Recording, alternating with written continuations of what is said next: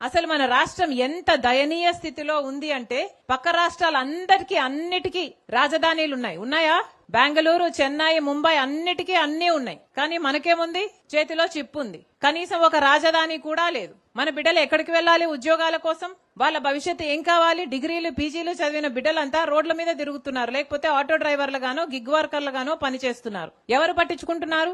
బిడ్డలకు భరోసా లేదు. పైగా చంద్రబాబు గారు అంటారు ఇప్పుడు 2 బిడ్డలు సరిపోరట, 3, 4, 5 కనాలట. ఉన్న బిడ్డలకే దిక్కులేదు, 2, 3, 4 కడాలట. అట్లా కన్న వాళ్ళకి ఈయన 25,000 రూపాయలు ఇస్తాడట. ఈయన ఇచ్చే బోర్డు 25,000 రూపాయల కోసం మీరు బిడ్డల్ని కనాలట.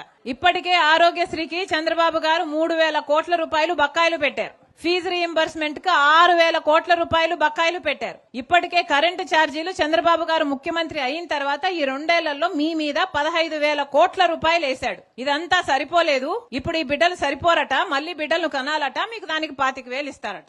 ఒకసారి ఆలోచన చేసుకోండి, పాలకులు ఎలా ఉన్నారో ఆలోచన చేసుకోండి.